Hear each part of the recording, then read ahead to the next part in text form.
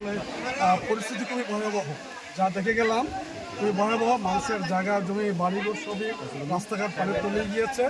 আর শুধু এটা আহ্বান রাখতে চাই, বিগত সময়ে আসলে উন্নয়ন নামে যে লুটপাট হয়েছে, কারচুপ হয়েছে, তারই প্রমাণ আজকের এই বন্যা দুর্গত এলাকার মানুষজন।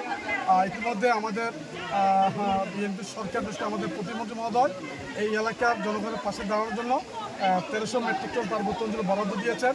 মাননীয় প্রধানমন্ত্রী ইতিমধ্যে 20 লক্ষ টাকার প্রতি জেলায় দিয়েছেন। আসলে এটা নিয়ে আমরা শুরু করেছি। আসলে এটা বলতে চাই, আগামী দিনে যে অত্র অঞ্চলের উন্নয়নের জন্য বন্যাদশা থেকে জনগণ রক্ষার জন্য বিএনপি সরকার অবশ্যই গুরুত্বপূর্ণ পদক্ষেপ গ্রহণ করবে, কারণ একটা নির্বাচিত সরকার যা বলছে তাই করবে।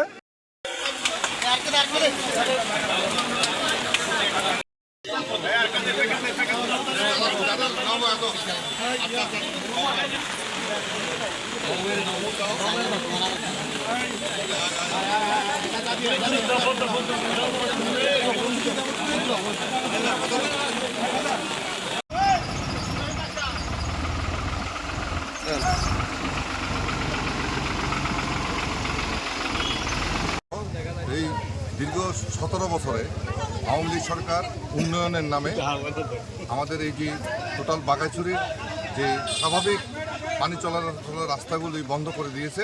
ওই জন্য যত দিন যাচ্ছে তত আমাদের বাগাইছড়িতে বন্যার ভয়াবহতা বেশি বৃদ্ধি পাচ্ছে। তো আমরা এটা পরিকল্পনা করছি কিভাবে এই বন্যা থেকে এই সাধারণ মানুষদেরকে আমরা উদ্ধার করতে পারি। মাটিতে 10 উপজেলা সহ সব জায়গায় বন্যা পরিস্থিতি খুবই ভয়াবহ।